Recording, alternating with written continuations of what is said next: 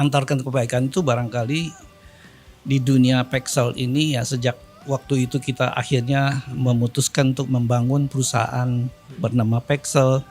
Salah satu yang melatar belakangi itu adalah kita ingin membuat perusahaan yang menjadi solusi. Ini yang ujian yang saya ingin lemparkan pada teman-teman.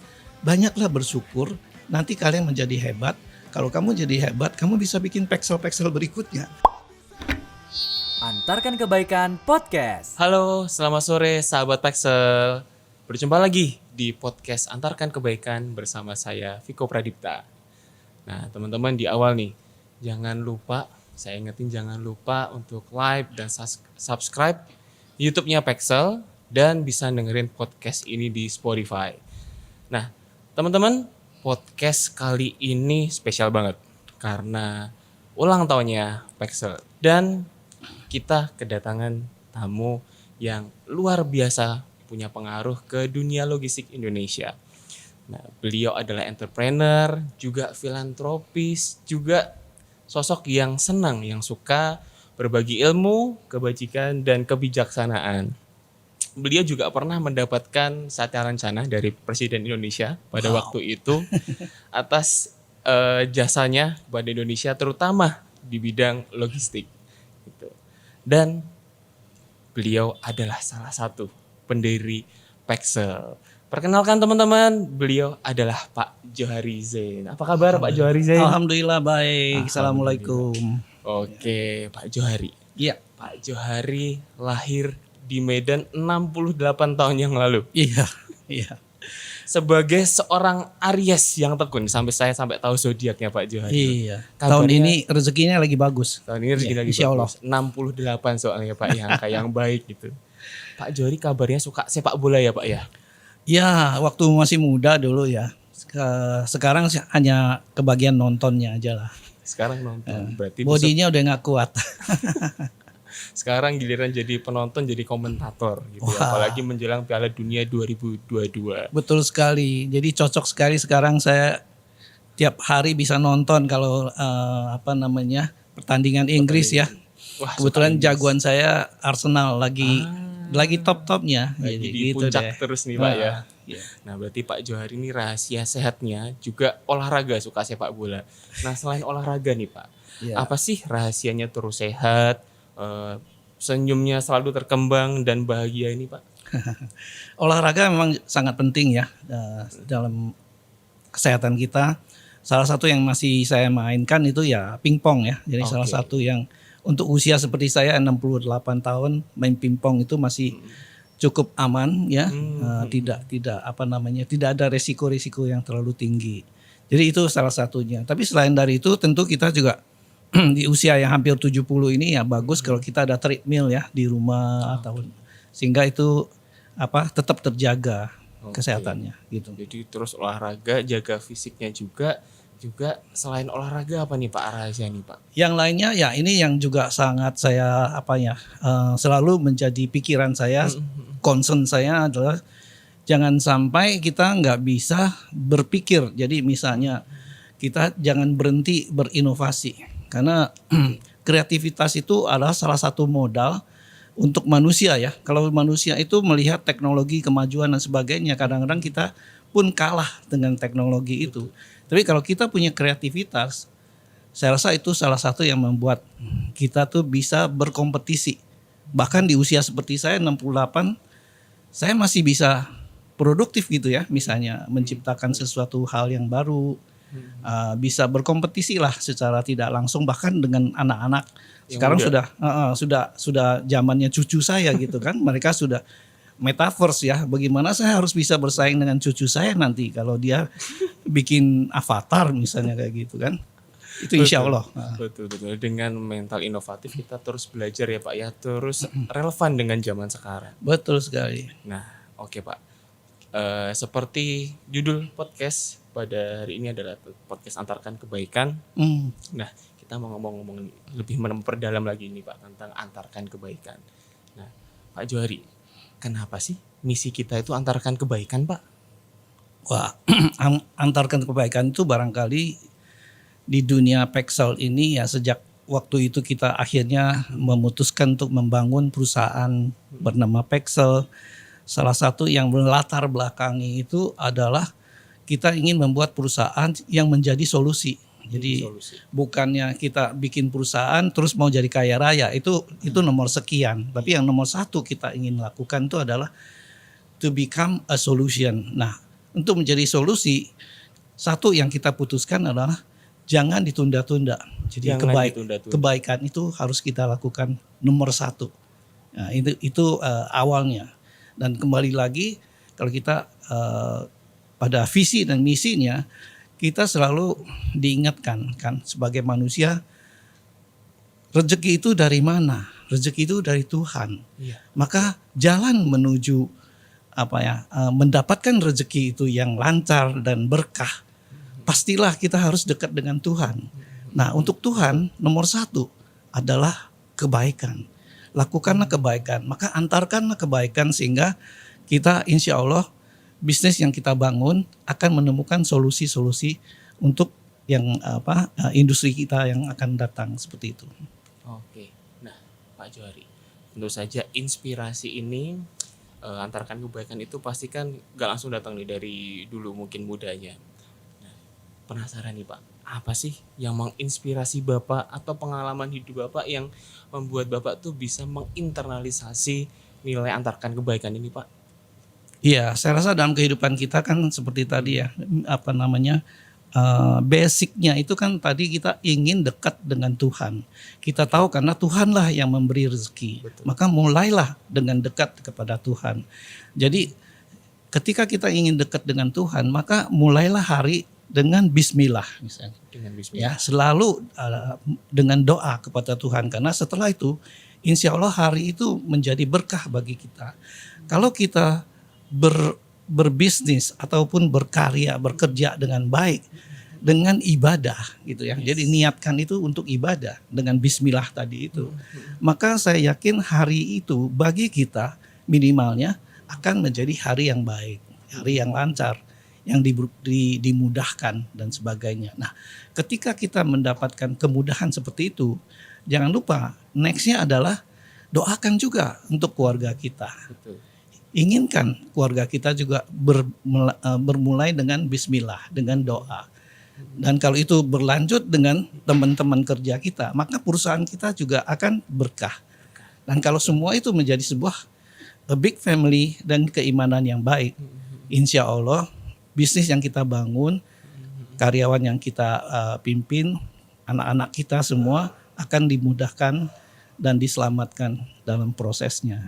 Insya Allah seperti itu. Betul Pak, berbuat baik itu juga berarti menginspirasi orang lain, menginspirasi lingkungan kita. Betul. Untuk bisa jadi lebih baik lagi. Nah Pak Johari, orang itu sering Pak mengkaitkan orang yang baik itu dengan orang yang dermawan atau suka memberi uang. Padahal kan mungkin antarkan kebaikan itu tuh belum tentu terkait dengan uang ya Pak. Gimana nih Pak menurut Pak Johari? Ya pastilah rezeki itu nggak selalu dalam bentuk uang ataupun pangkat dan sebagainya. Dan itu banyak orang tidak menyadari itu. Jadi tidak berarti orang yang kaya raya itu pasti karena rezekinya baik. Sebetulnya orang yang sehat saja itu juga rezekinya baik. Jadi rezeki itu bisa berbentuk kesehatan yang baik, kemudahan dalam kerja, keselamatan dalam pekerja dan sebagainya. Jadi hal seperti itu harus kita sadari sehingga jangan kita selalu berhitung-hitung dengan dunia misalnya dengan misalnya saya memberikan santunan 100.000 nanti akan dibalas berlipat ganda. Pasti itu menjadi janjinya Allah, tapi jangan itu menjadi ukuran untuk berbuat baik. Karena perbuatan kebaikan itu senyuman saja sudah bisa menjadikan sebuah ibadah gitu. Jadi dan itu akan dibalas oleh Allah berlipat ganda. Dalam bentuk belum tentu dalam bentuk materi, tapi bisa aja dalam bentuk yang lain seperti kesehatan, kemudahan dan sebagainya. Jadi ketika kita ingin berbuat baik tapi sudah mikir, wah saya bisa dapat apa nih setelah berbuat baik, itu malah jadi nggak berkah buat kita ya Pak ya. Betul sekali. Oke. Nah dan tadi Pak Jo juga menyampaikan ke kita bahwa selain kita perlu berbuat baik, kita juga perlu jadi inspirasi bagi sekitar dalam membangun kebaikan, membuat lingkungan lebih baik lagi. Nah, Pak Johari, saya sendiri percaya Pak, bahwa manusia itu tuh memang sudah pada dasarnya itu seharusnya berbuat baik. Tapi kita sering kali nih menemukan bahwa berbuat baik tuh kayaknya tuh outstanding banget Pak, spesial banget. Kayaknya memberi sedekah atau bantu orang yang kesulitan tuh kayaknya spesial banget. Padahal kan berbuat kebaikan itu adalah kaidahnya manusia Pak. Nah, gimana sih Pak caranya kita membuat kebaikan itu tuh jadi inklusif? Artinya nggak hanya menyebarluaskan antarkan kebaikan, tapi juga bisa ngajak nih Pak, ngajak orang-orang berbuat baik. Itu seperti apa Pak caranya Pak? Gimana ya? Iya, saya rasa inilah kalau Allah itu memang selalu memberikan kita ujian. Jadi dalam kehidupan kita berkali-kali Allah juga menguji kita untuk meningkatkan keimanan kita. Nah, salah satu contoh saja yang saya ceritakan di sini adalah misalnya kalau saya melihat perjalanan hidup saya, pekerjaan saya, kalau kita melihat orang yang sedang membutuhkan bantuan dan sebagainya, kita sering sekali terpanggil ya, jadi simpati, lalu kita memberikan bantuan. Itu Betul. hal yang sebetulnya biasa ya. Biasa Tapi ya kadang-kadang orang merasakan itu jadi istimewa karena tadi itu terlalu menghitung-hitung. Tapi Allah itu juga memberikan ujian kepada kita. Ketika kita menjadi seorang dermawan, ujian berikutnya itu adalah apakah kamu bisa membentuk dermawan lainnya. Jadi perjalanan hidup saya misalnya, dulu saya termasuk orang yang ya karena memang kita ingat rezeki itu dari Allah, maka hidup kita harus kita banyak memberikan bantuan. Maka ketika kita membantu orang, keputusannya tergantung pada apa yang ada di hati kita. Jadi decision makingnya ada di sini dan biasanya itu bisa kita putuskan sendiri right away. Begitu kita merasakan simpati atau rasa iba, kita membantu. Dan itu memang terbiasa dan mudah kita lakukan. Nah, ujian berikutnya dari Allah itu adalah kalau kamu pandai memberikan santunan, menjadi dermawan, ujian berikutnya adalah apakah kamu bisa mengajak orang lain untuk menjadi penyantun. Nah, kebetulan sebagai dermawan, saya merasa mungkin saya sudah otomatislah membantu orang. Ketika berikutnya saya mendapat ujian adalah saya diuji untuk mau tidak membangun yayasan. Jadi yayasan itu kan sosial ya. Dan itu juga misalnya yayasan saya adalah membangun masjid. Membangun masjid itu ya tidak langsung dari uang saya, itu harus saya ajak orang supaya menjadi donatur. Nah, mengajak orang menjadi donatur itu adalah sebuah proses yang kadang-kadang menjadi dermawan itu mudah karena kita putuskan sendiri. Tapi mengajak orang itu adalah perlu lagi ada tambahan effort ya yang kita lakukan sehingga orang itu yang tadinya mungkin belum terpanggil sekarang jadi mau menjadi donatur. Nah, itu yang proses yang berikutnya yang sepertinya tidak mudah loh untuk menjadi seorang yang mengajak orang menjadi donatur. Gitu. Betul karena berbuat kebaikan sendiri itu sekali lagi kadang-kadang terasa istimewa dan tadi betul kata Pak Jo, tingkat selanjutnya dari kita berbuat kebaikan adalah ngajak orang ikut berbagi untuk menyebarkan, mengantarkan kebaikan. Nah Pak, tapi seringkali Pak, kita ini di dunia ini ya, orang seringkali saya tuh belum punya apa-apa, saya ngerasa masih kurang nih, gimana nih caranya saya berbagi? Gimana Pak untuk itu menanggapi tetap bisa mengantarkan kebaikan meskipun merasa masih berkekurangan Pak? Iya, dalam Quran ya sebetulnya Allah juga sudah tahu sifat-sifat manusia itu memang kadang-kadang seperti itu. Betul. Memang itu ujiannya. Bahkan di surah Al-Maun juga disampaikan bahwa Allah tuh menjanjikan juga kalau kamu berbuat baik satu kali kamu akan dibales berkali-kali lipat, bisa 700 kali, ya kan? Dan itulah pengertian yang Allah tunjukkan pada manusia. Jadi bahwa Allah sudah tahu sebelumnya manusia itu hitung-hitungan. Jadi kadang-kadang memang Allah sudah sadar itu sehingga dia ingatkan bisa dibalas loh 700 kali. Nah, pernahkah kita hitung sudah 700 kali kah? Pastinya tidak.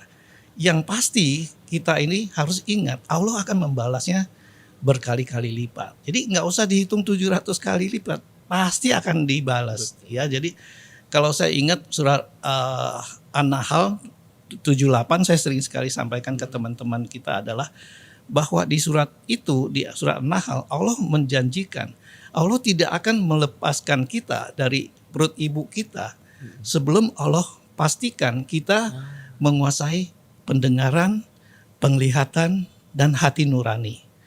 Supaya kita bersyukur. Itu kata Allah. Itu janjinya Allah.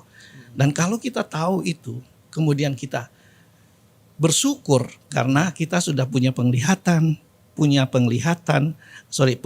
pendengaran, dan punya hati nurani, maka balasan berikutnya adalah akan supaya kita, kalau kita sudah bersyukur, maka akan dibalas berlipat ganda.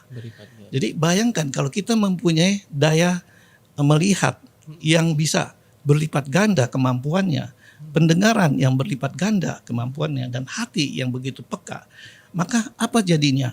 Manusia seperti kita akan menjadi luar biasa hebatnya.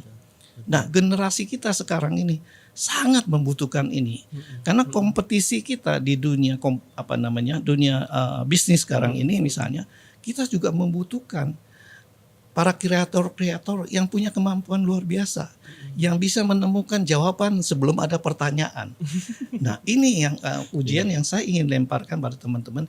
Banyaklah bersyukur, nanti kalian menjadi hebat.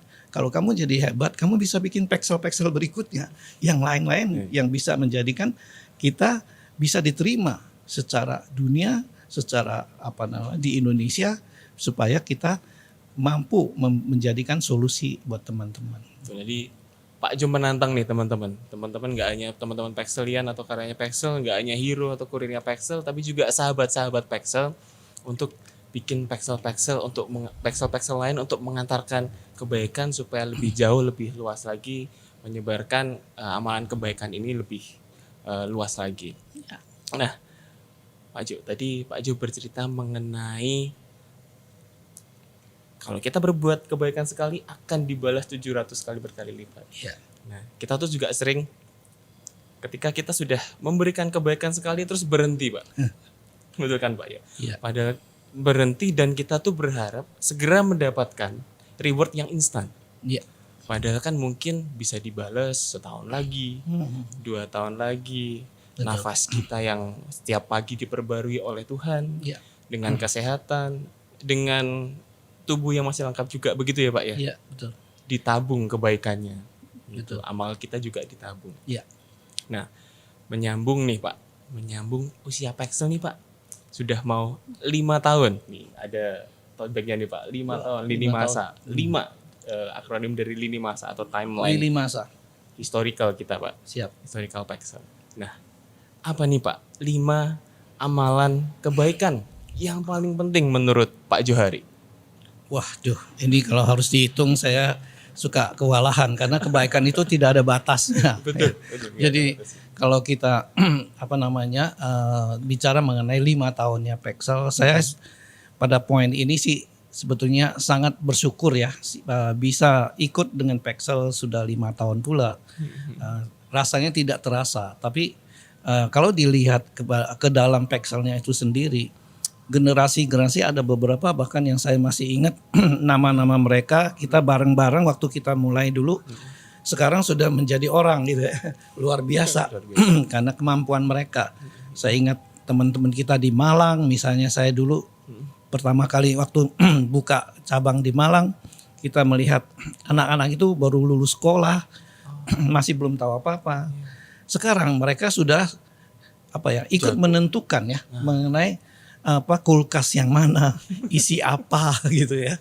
Dan itu sudah menjadi leader ya di sana. Betul, Ya, sudah yang jadi luar leader. biasa. Dulu belum bisa, sekarang udah bisa, udah Iya. jago memimpin juga. Iya, dan yang saya sering sekali jadi ingat itu adalah bahwa waktu dulu mungkin kita tidak tahu kita mau menuju kemana. Dan sekarang mungkin juga banyak anak-anak yang masih berpikir, saya hanya kerja aja, tidak tahu mau kemana. Ya, saya ingin mengingatkan teman-teman Malang itu memberikan sebuah contoh saja yang konkret sekali bahwa mereka kalau jalanin, telusuri, Pexel tidak membawa mereka ke jalan yang salah. Justru di Pexel dia menjadi somebody. Ini yang harus kita ingatkan. Jadi mungkin perusahaan lain saya tidak tahu, saya tidak kenal. Tapi kalau kalian kumpul di Pexel, ini salah satu jalan yang baik buat kalian. Contoh sudah ada dan sudah ada teman-teman yang sekarang sudah jauh lebih bagus karirnya dibanding dulu. Ya. Kalau perusahaan yang lain, karena saya tidak tahu bagaimana mission dan sebagainya. Kita ingat missionnya Pexel tadi itu antarkan kebaikan. Masa sih orang yang menjalankan tugas, menjalankan kerja sebagai ibadah bisa tersesat? Tidak mungkin. Nggak mungkin, Karena nggak Tuhan mungkin. pasti melindungi. Jadi dari Tuhan saja yang memberi rezeki itu sudah memberikan garansi ya. Tapi kalau kita kembali lagi kepada teman-teman 5 tahun ini, what have you been? Cobalah kamu telusuri. Dulu saya apa ya 5 tahun yang lalu, sekarang saya jadi apa? Nah, bolehlah kalian bermimpi 5 tahun lagi. Saya yakin kalian akan menjadi sangat hebat sekali. Kalau kamu tetap di Pexel, bukan yang saya cerita ini untuk membujuk-bujuk kalian, tapi saya tahu karena saya sudah lihat 5 tahun sebelum kalian ini belum jadi apa-apa. Tapi sekarang kalian sudah jadi apa-apa. Dan Pexel sangat terbuka jalan hidupnya. Karena dia bukan seperti perusahaan lain yang mungkin jatuh bangunnya bisa tergantung kurs atau apa. Tapi enggak, Pexel kalau kita lihat selama dia terus kreatif menciptakan solusi. Betul, Pak. Saya rasa Pexel itu terbuka untuk menjadi pionir di dunia, di industri ini. Dan untuk industri seperti yang kita bangun ini, logistik sangat terbuka ya potensi dan opportunity-nya. Ya bayangkan dulu orang dulu kirim barang tuh bagaimana? Saya masih ingat. Dulu kita kirim naik motor. Satu motor naik dengan barang yang banyak. Sekarang kita lihat sudah ada aplikasi, sudah ada frozen food, semua teknologi sudah masuk di situ. Dan apalagi yang akan berkembang kalau teknologi itu terus bertambah. Saya rasa Pexel itu punya jalan yang sangat banyak ya untuk menjadi sukses, insya Allah. Jadi saya sudah lihat contohnya. Jadi saya bukan cerita begini untuk mengiming-iming, enggak. Saya yakin kalau kalian tetap di sini, kalian pasti punya masa depan yang bagus. Kalau kalian belajar, kalian akan menjadi sesuatu somebody gitu ya. Mudah-mudahan ya. Oke, nah 5 tahun lalu Pexel belum jadi apa-apa dan juga sudah banyak banget Pak orang-orang yang jadi sellernya Pexel, jadi customernya Pexel juga terbantu. Yang dulu nobody, sekarang somebody. Ya. Misalnya kemarin di podcast sebelumnya nih Pak, ada cerita mengenai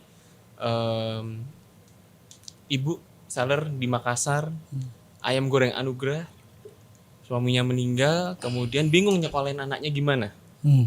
Lalu buka ayam goreng tersebut, ternyata setelah buka setahun, 2 tahun, 3 tahun banyak banget penghargaan yang didapat. Dan bisa dikirimin keluar Makassar melalui Pexel. Dan gak ada yang lain yang bisa mengantarkan kebaikan untuk bisa menyebar ini. Memperluas pasarnya mereka keluar Makassar selain Pexel. Seperti itu Pak. Dan tadi saya kemarin juga kepo nih sama Instagramnya Pak Johari bahwa pemimpin itu tuh juga mungkin belum tahu 5 tahun lagi, 10 tahun lagi tuh bener nggak ini. Tapi yang jelas punya keteguhan hati ya Pak ya. Iya. Punya keteguhan hati. Dan dengan keyakinan, dengan teguh untuk terus beribadah dengan bekerja sebagai ladang ibadah, kita juga bisa nih Pak tadi seperti contohnya di Malang to create lingkungan yang create leader baru seperti itu ya Pak ya. Iya. Yang dulu baru lulus kuliah berapa tahun lalu Malang? 3 tahun lalu ya Pak ya buka Iya. Malang ya. Iya. Kemudian sekarang sudah banyak menjadi kawah Chandra dibukanya leaders di sana. Iya. Gitu. Nah, Pak Jo, kita lanjut terkait amalan hidupnya, antarkan kebaikannya Pak Jo. Itu saya jadi tertarik nih. Apa sih kunci hidup berkah bahagia versinya Pak Jo? Iya, kalau tadi kita cerita tentang balasan Allah yang berlipat ganda. Iya. Dan saya selalu menyampaikan karena saya ini sudah sudah puluhan tahun ya, mungkin 30 tahun saya kerja di bidang logistik ini. Saya ini generasi baby boomers ya. Mungkin kalau yang generasi X itu saya sudah lewati gitu ya. Belum lagi yang sekarang milenial, bahkan sudah Gen Z itu juga sudah sekarang udah masuk ke dunia kerja. Artinya saya sudah melihat banyak dan saya boleh mengatakan bahwa saya ini kalau dalam buku saya masuk buku sejarah ini ya. Jadi orangnya sudah berumur, tapi saya melihat dan insya Allah saya masih ingat apa-apa yang saya alami dengan generasi-generasi sebelumnya. Apa yang mereka lakukan. Sebagai generasi misalnya baby boomers ini, saya sendiri sekarang ini juga tidak mau ketinggalan dengan anak-anak muda. Saya juga ingin pesan makanan lewat GoPay atau apa gitu ya, dengan telepon dan sebagainya. Apakah saya nyaman dengan kondisi kemajuan teknologi itu? Belum tentu nyaman karena ilmu saya nggak nyampe ya. Tapi membuat saya tidak berhenti di situ. Kalau saja saya sudah menyerah, misalnya saya kalau mau pesan makanan kadang-kadang saya masukkan requestnya, tahu-tahu yang datang itu bukan ke rumah saya tapi dia ngantarnya ke beda alamat. Iya, beda alamat karena itulah gapteknya kita. Generasi seperti saya menghadapi hal-hal seperti itu. Tapi itulah kenyataan dan itu membuat saya belajar. Satu step lagi, ternyata kita harus pastikan ya alamat delivery-nya itu jangan sampai ke alamat delivery rumah saya padahal saya pesennya di kantor gitu ya. Nah, that is the things ya saya hadapi. Nah, saya berharap teman-teman itu juga tidak berhenti kalau kalian menghadapi masalah. Kalau dibandingkan dengan saya, problem saya menghadapi kemajuan teknologi pastilah lebih banyak dibanding kalian. Tapi saya pun harus terus belajar. Ya, mengapa saya harus terus belajar? Saya tahu karena ilmu dan sebagainya itu kalau kita ikuti terus dan kita jalani selama kita tahu value-nya itu penting dan baik dan sebagainya, maka kebaikan itu akan kita nikmati.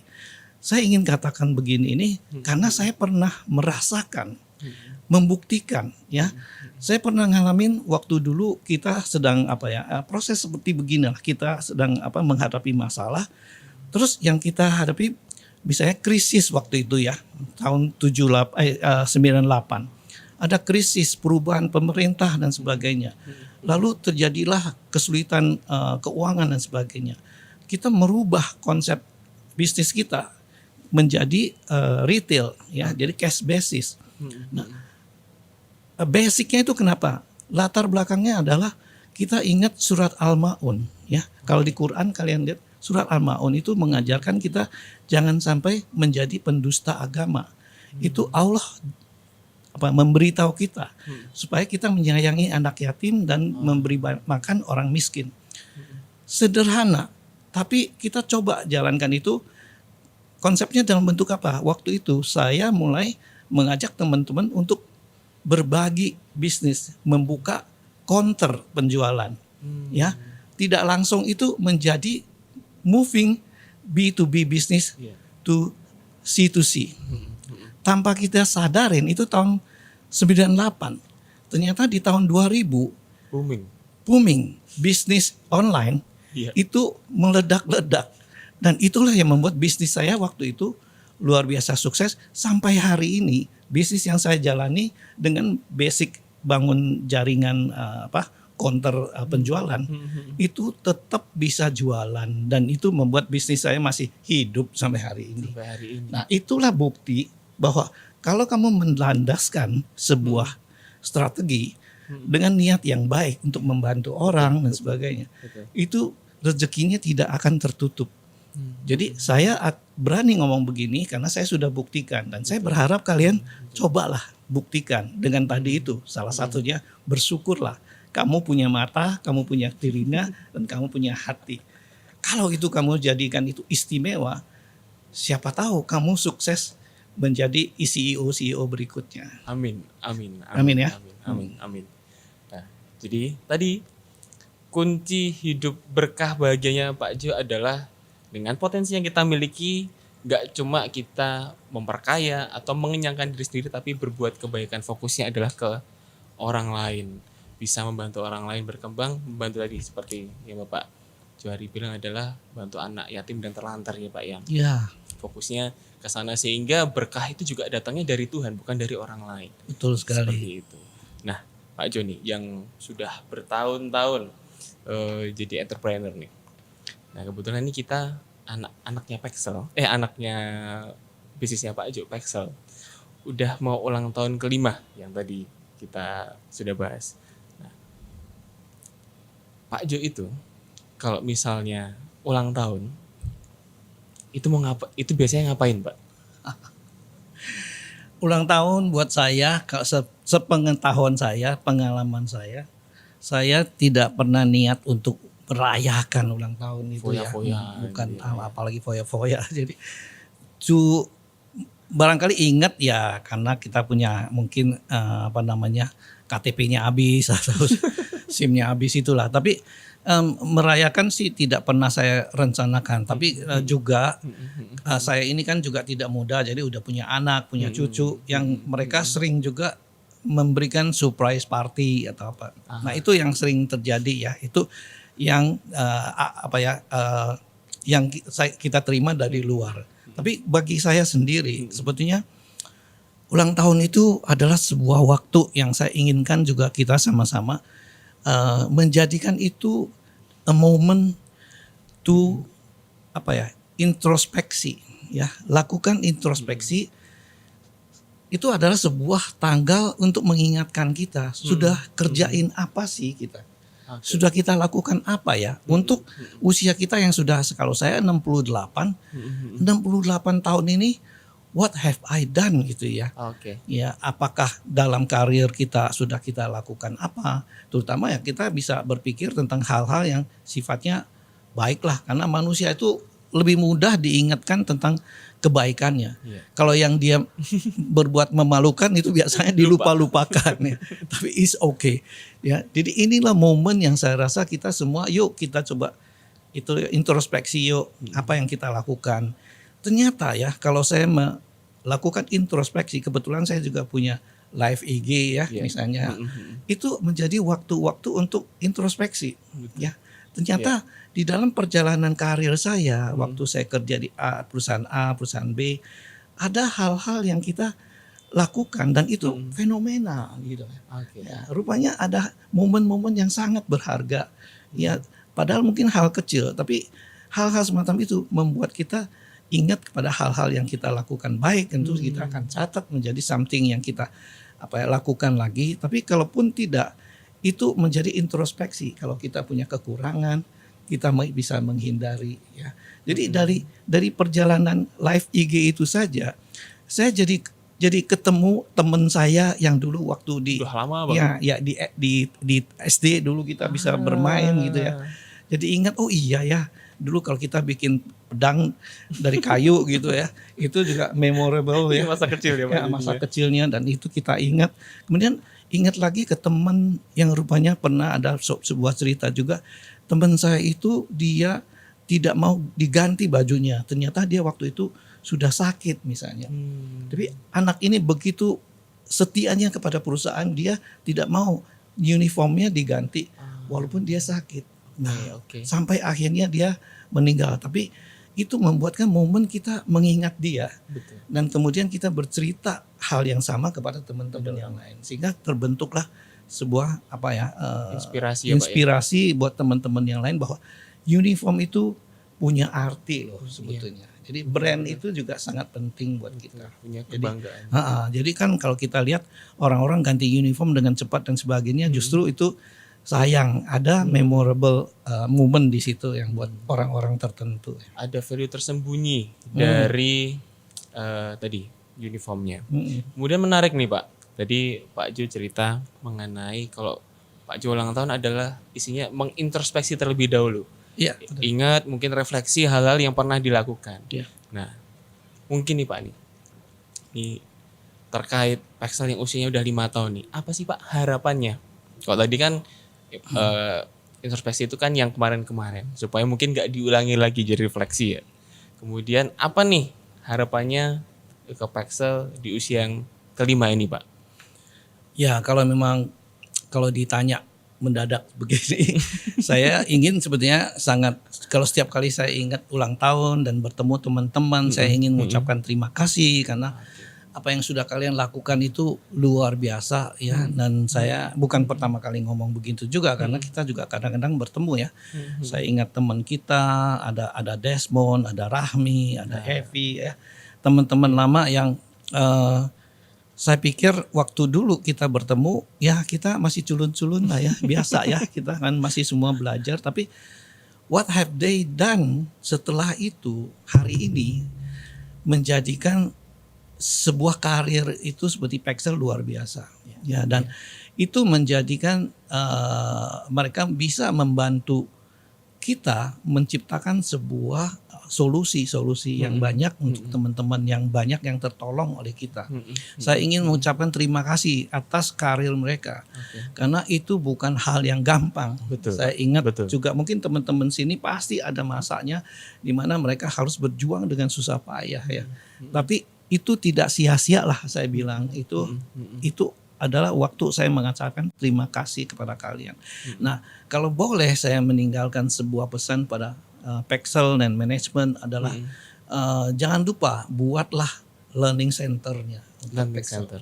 Karena banyak orang-orang yang masuk ke Pexel sering sekali penuh dengan pertanyaan, tidak tahu apa yang akan terjadi, kadang-kadang juga putus asa kalau dia ketemu problem dan sebagainya. Nah, banyak orang yang akhirnya mundur karena merasa dia gagal. Padahal sebetulnya seperti tadi saya katakan, Pexel itu adalah perusahaan yang terus belajar ya. Betul. Jadi saya yakin nama Pexel itu sendiri, kalaupun tidak ada manajemennya, nggak ada siapa-siapa, tapi Pexel itu didirikan dengan niat menjadi solusi. Menjadi solusi. Nah, mereka itulah yang akan menjadi solusinya bagi perusahaan ini. Kalaupun tidak ada pemimpinnya, kalau saja mereka tetap berkarya dengan niat menjadikan itu solusi, mereka pasti masih bisa bertahan menjadi masa depan bagi mereka sendiri dan juga untuk generasi kita berikutnya. Generasi-generasi yang lebih muda daripada kita ya Pak ya. Jadi supaya mereka lebih mampu, jadi buatlah semacam learning center di mana disitulah berkumpul teman-teman gitu untuk siap untuk belajar. Mempersiapkan diri untuk menjadi saluran berkat, saluran solusi yang lebih luas lagi, yang lebih lebar lagi. Untuk orang yang lebih banyak lagi ya Pak ya. Betul. Oke, baik. Udah banyak banget ini yang kita dapatkan ilmunya, kebijaksanaannya dari Pak Johari, teman-teman. Nah, dari Pak Johari tadi kita belajar bahwa kebaikan itu tuh bisa dilakukan oleh siapa aja dan kepada siapa aja. Kita nggak harus jadi kaya, nggak harus jadi sukses terlebih dahulu untuk berbagi. Betul ya Pak ya? Betul. Dan nggak perlu memilih-milih kepada siapa. Kita mengantarkan kebaikan. Nah teman-teman, teruslah antarkan kebaikan, rasakan magicnya, rasakan sihirnya dengan kita memberi kebaikan tersebut. Dan mari kita buat dunia kita lebih baik daripada sebelumnya. Nah, teman-teman jangan lupa like dan subscribe YouTube-nya Pexel, dan teman-teman bisa dengerin podcast ini di Spotify. Sampai jumpa di podcast Antarkan Kebaikan berikutnya. Sampai jumpa. Antarkan Kebaikan Podcast.